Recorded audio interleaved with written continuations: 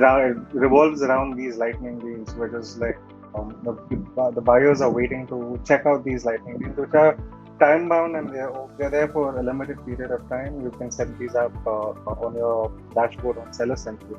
The idea behind this is to kind of grab as much sales as possible during this time day, because we usually see at least around 5 to 10x your regular average daily sales hitting in one day, right?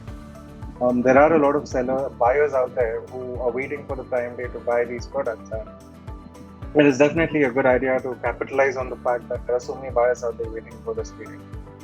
So, a couple of things to keep in mind when we're setting these lightning deals is it is a great way to market your product on Amazon, right? But unfortunately, it's not something that is available for everyone. So it's a good idea to kind of check beforehand if you're eligible for these lightning deals, right? So a couple of factors would be to have to have decent ratings and reviews. I think, if I'm not wrong, it's around 5 ratings in the last weeks. Like, it's like 5 consistent ratings in the last couple of weeks, and you should be. There is a certain charge attributed to setting up these lightning deals, and then you can't.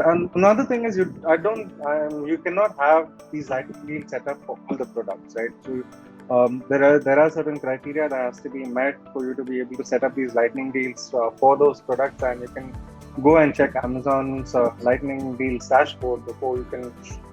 If you have any doubts on that, right? So you can, and if it's not available, I think you can always set up these other coupons, and that is the reason today we're talking about all these points together instead of separating them out one after the other, right? So it all goes hand in hand. You have these lightning deals, you have the coupons, you have the bundles, and that is the reason, I didn't want to split these out. We were having a discussion on how to talk about these, right?